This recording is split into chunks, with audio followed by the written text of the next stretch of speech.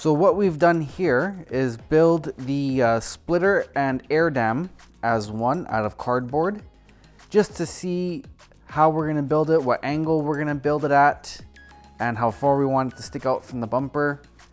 So we're just gonna go with a conservative 3.5, 4 inches around the whole bumper here. And the air dam is going to be, I believe it's at 5.25 inches all the way around. And what that does is it gives us level from the under tray of the car stock to the front bumper. It gives us an even playing line across there. And you can see the front splitter is going to go about to the axle. And then from there on, it's just going to be the normal under tray of the car that we have down there. So this is all built out of cardboard first. I made it all bigger first than I needed, and I cut it down to what I wanted after. And then what we did was took apart the car to see how we were going to make the brackets to mount the splitter. Obviously, you can purchase stuff. It's not a hard thing to purchase. Everyone makes parts for it. However, again, shipping and everything right now during this time is going to be a long time, and plus I wanted to really make it myself, and yeah, just give me something else to do. So here I made it out of cardboard again. So we got 2 pieces to it. We got the bottom section here that connects down to the front splitter, and then this bracket here connects to this bracket, which is off of the chassis here.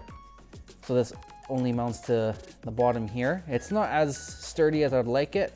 I wanted to make it the height of this, so that's be the whole bracket. And I was gonna place it behind here.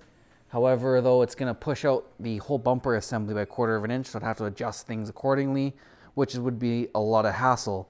So I'm only gonna be attaching my bracket to the bottom 2 bolts on the chassis here.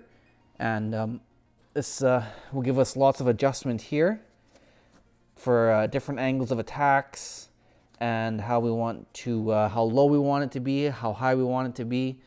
So that's there.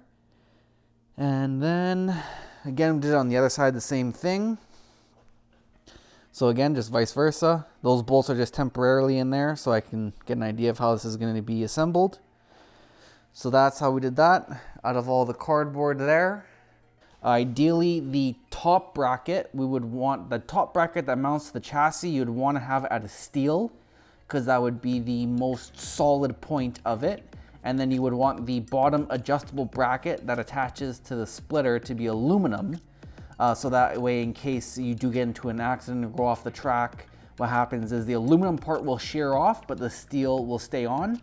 But because all I have is aluminum, that's what I'm using. So that's going to be the chassis bracket because it's nice thick aluminum. And then this one here is going to be my splitter aluminum because it's thinner material. Okay, we finally finished the front splitter. So as you can see, this is the finished bracket here that has adjustments for height and angle. It's a little bit difficult to get on and off, not gonna lie. So next time I'm going to make another bracket, but I'm just gonna make it so that the bottom piece just attaches. So that way it's nice, quick pull, easy access. Here, I added a piece of aluminum right here across the whole way to help with rigidity because that section was a little bit wobbly. So that helps that there. And then down here, I used the old factory bolts and kind of washer to attach it to the old under tray or the original under tray of the car. So that way we have a uniform piece right through there and nice and easy to attach. So that goes there. And the only thing left now is the front splitter rods to help secure this in place a little better. It's sturdy, but we don't want it to be moving around a lot, so I'm trying to avoid that. by getting those splitter rods. So they'll attach from either underneath here to here, or they're gonna go from here to here, depending how long they are. And so this is just garden edging from Home Depot, and this is Alumilite. And this is the box here.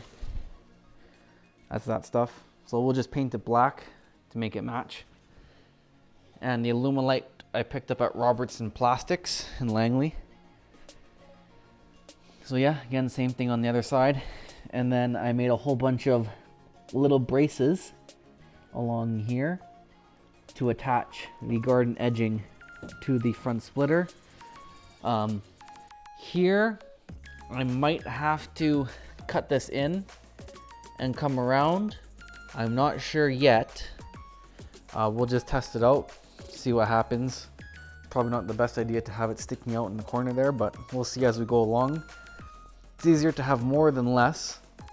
And we also added in these mesh parts here, here, and here to prevent any rocks from going and hitting the radiator.